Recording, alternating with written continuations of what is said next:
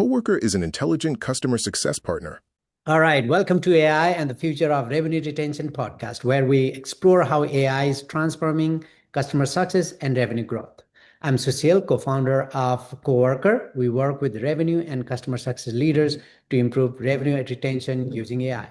So let's get started. Today, I'm joined by Pamela Glass, Head of Revenue Operations at Summit, a revenue operation leaders with over decades of experience aligning cross-functional teams, optimizing operational processes, and using data-driven insights to drive efficiency and scalable growth. Hi, Pamela. Welcome to the podcast. Hi, Sushil. It's great to be here. Thank you. So I think we can get started from kind of give us quick intro, your intro, so that our viewers would know whom they are kind of listening to. Sure, yeah. Like you said, I'm the head of revenue operations at Summit. Summit is an infrastructure as a service company. We do a lot of cloud, a lot of private cloud, managed cloud. We also do some desktop as a service. I've been in the space, I'd say the cloud space, for just over a decade now. I've been all over the company, but recently, just in the last couple of years here, moved over into the revenue side of things, and it's given me a whole new perspective. But it's been a lot of fun. There's a lot to learn and a lot of growth and innovation happening there. Awesome. Thank you. Yeah. And as I said, I've been talking to customer success leader and revenue, but I mean, I think you are from the more revenue ops perspective. So love to hear perspective today. So I think first question is, what's your revenue retention overall framework? Let's see. So our framework for retention is that we have an account management team, and then we also have a customer experience team. The account managers are more of the face, I'd say, of the retention plan, with customer experience kind of supporting the account managers. So, the account managers have their own books of business, their own accounts that they take care of and do their best to grow. They try to check in regularly and make sure that we're staying on top of where those accounts are going. And then our customer experience team kind of manages the experience after the sale, right? So anything that happens in the delivery space, and then also just making sure that they're getting the ongoing support that they need, that they're not being neglected by any one part of the company, even when they really do need help. So we kind of have a two-part structure. Okay. The revenue is owned by account management. Correct. Yeah. So I think we can a little bit more dive into, well, I mean, retention, of course, the customer churn and the expansion, right? Both are equally important, right? To have a good. So how do you know that there may be potential churn risk or potential opportunity for expansion?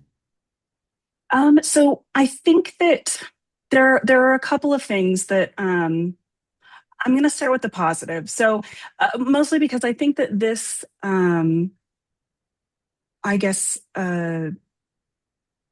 signal, that's the word I'm looking for. So I think the signal can actually work for both. So one of the things that I've found really helpful is simply tracking what's going on publicly with our customers, right? So whether that's looking at their X pages or following them on Blue Sky, or just having a Google search alert of some kind saved for your customers that you're trying to keep an eye on. That can give you the very first signal that, hey, it might be time to check in. They've had a major change. It was big enough for them to make a public announcement, whether that's good or bad. And so it might be time for me to check in, make sure that that the services that they're purchasing from us are still meeting their needs, that they're not over meeting the needs or under meeting their needs. And I think that can work for both. One additional signal that I try to make sure the team is paying attention to, for churn at least, is when do your customers stop returning your calls or your emails? When do they stop showing up to the regularly occurring meetings? If it's once in a while, then that's normal. People have things come up in their life, they go on vacation, that's typical. If it's happening a couple of months or even 3 months in a row, that's when I would start worrying that maybe there's something going on that we need to be aware of. So not being on top of that has certainly burned us in the past, but being on top of it definitely helps and can help us preemptively make sure we're still meeting their needs. No, that's good. I'm talking to a lot of software company where they have like a usage pattern and all those stuff, but yours is more a little bit on more cloud. Do you get any kind of those usage metrics and those kind of things that will help you kind of correlate with this churn and expansion? Yeah, we do. There are usage patterns. We do have to be careful with the industry because some industries have very typical declines in usage. For example, schools. Their cloud usage is going to go down during the summer months. And so that's pretty typical. But so we don't always set up the same kind of signals or alarms for every customer, but we certainly do track usage patterns. I would say that if one of our customers does stop showing up or stops responding, usage patterns is one of the first places that we have our reps go check to see, like, are they starting to migrate off of us? Are they moving? So is there potential that they've started moving somewhere else and they just didn't let us know? That's, yeah, absolutely one of those signals that we check. And sometimes it can be opposite, right? If they start using Yeah, too much, absolutely. then they are kind of trying to Yes. migrate. Yes, actually, that's another one. We do have alarms set up for when they start kind of getting over what we consider our threshold, right? Mhm. You don't want to be at 100% all the time because that's too much for your system. It means that you're hitting maximum capacity. So when we see that they start to approach that, that's absolutely a fantastic time for us to reach out and see if they are ready to start adding on to their infrastructure and start growing it a little bit. Yeah, absolutely, absolutely. So in your organization currently, what is it that kind of impeding or blocking? What's the bottleneck for you from the time from the you get the signal to actually engage with customer, like all the manual works or manual effort, those kind of things. What are some of those things that kind of being a bottleneck here? I'd say that certainly some of the busy work or the administrative work of figuring out who to reach out to if a customer has maybe stopped responding or they're really busy because they've suddenly increased something. Sometimes the time it can take to get them on the phone or get them to respond to an email can certainly hold things up. Sometimes it's a matter of, because of the industry we're in, sometimes it's a matter of making sure that when we do approach them, that we have already pre-thought out an idea for how we could support them, right? Making sure that if we think that it's likely that they're going to need to add on, do we have more of the product that they typically get from us? Do we have that on hand, or is it on back order? Some of those things can be, like I said, kind of administrative tasks that Mhm. are or coordinating. It'll take a bit of coordinating before we can actually, get them on the phone and checked in. Mhm. Mhm. And especially, I think you have both the cloud and infrastructure and the applications also that you host, right? Correct. Yes. So there could be a lot of opportunity for expansion also for that perspective. So Yes. how do you prepare your team to have those conversation, kind of connecting the signals to actual, kind of conversation to engage them? What are the kind of things that you kind of have to take care of? So that's actually something that we're still working through right now. The Summit has acquired a couple of companies Mhm. in the last Mhm. 2 years. Actually, I come from one of the companies that was Oh, okay. acquired. Yeah. Okay. And so one of the things that we're learning right now is how can we identify signals for cross-selling. We don't have a perfect answer for that yet, but certainly the initial um, kind of workaround is simply asking, right? Making sure that our customers on both sides know that hey, we've expanded our product offering because of this acquisition, and we're really excited to have more options for you. And so, are there any? Do any of these new offerings maybe fit your needs in a way that we previously would not have been able to? I think that's been just asking the question has been the probably the biggest mover. Sure, absolutely. Okay.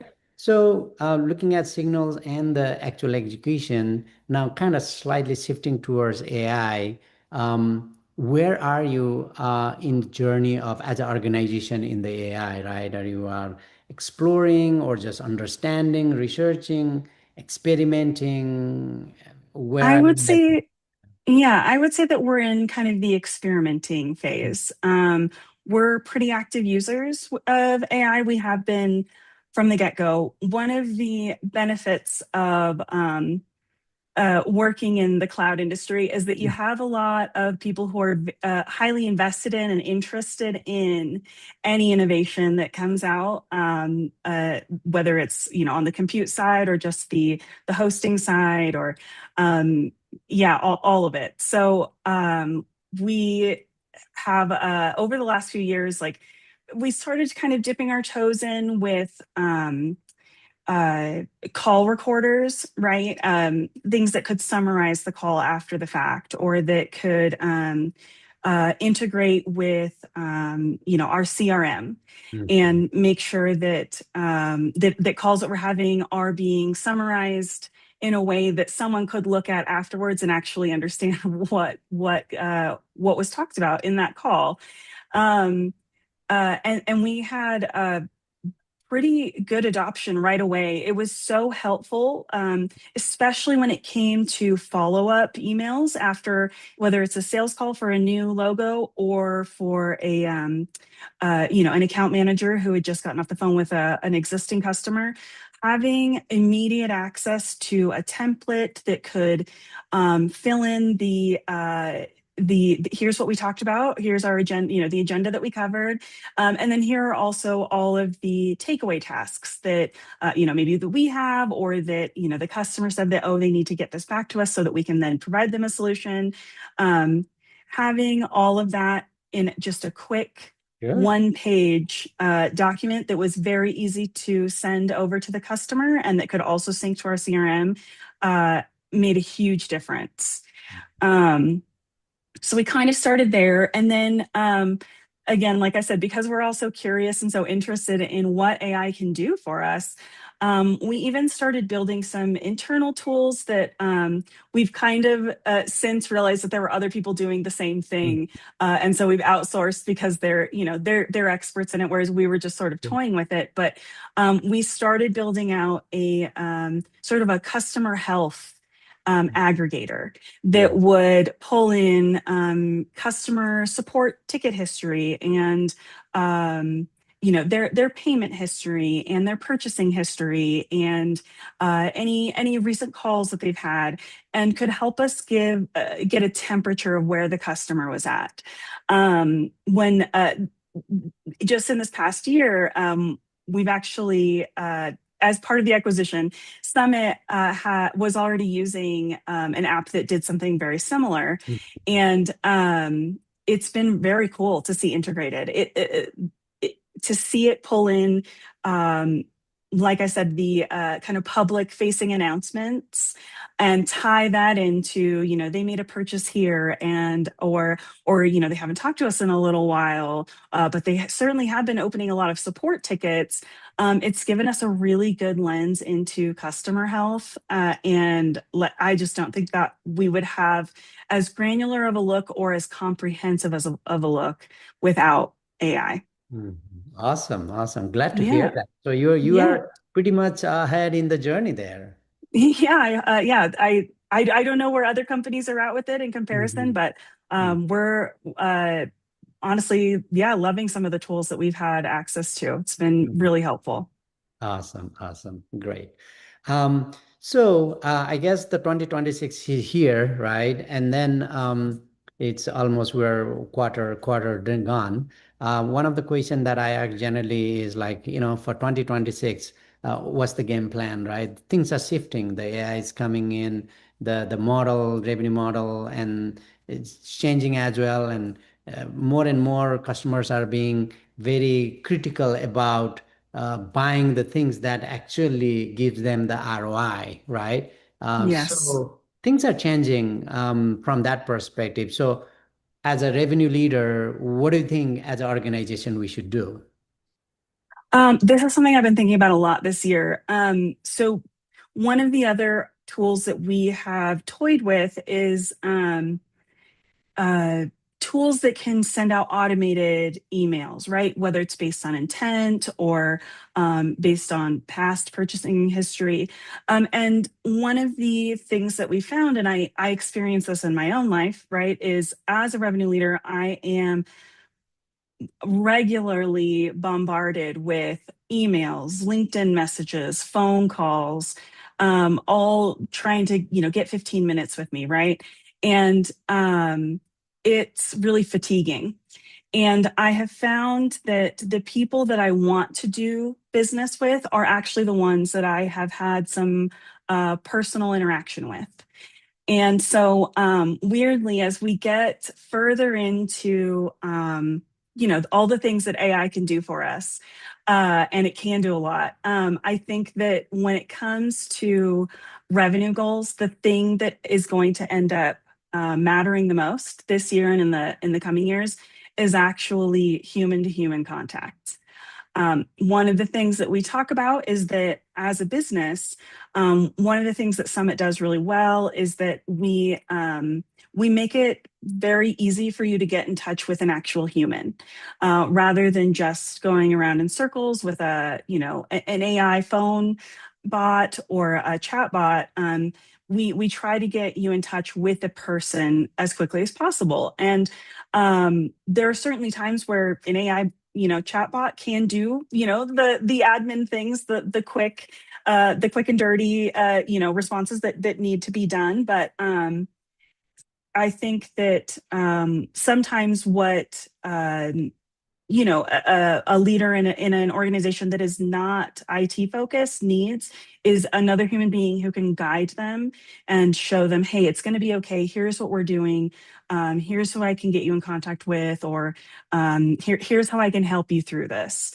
And the same goes with selling. The people that we're more likely to remember and reach out to are the ones that we have good person to person interactions with. So I think that in order for us to hit our goals and for other companies to getting out there, and I don't want to say knocking on doors, but Yeah. certainly finding other ways of networking that are face to face and that get your name out in a way that buyers can associate with a warm presence and a smile or just friendliness is going to be key to differentiating. Yeah. No, I agree. I think more people are more and more like AI fatigue can soon come in. Yes. Like everywhere I go, I don't get a chance to talk to human, right? So Right. I really like that insight. I agree. I think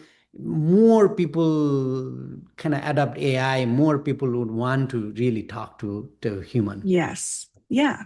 Uh, And I think one of the positives of AI is that it can clear out those admin tasks and those little pesky things that take up our time and make it harder to have one-on-one conversations, so that we then actually have more time to do that. So as long as we're using it in the right areas, I think it's really beneficial. Absolutely. Not to replace the human, but to assist the human. Right. Yes. Yes, exactly. Yeah, totally. Yeah.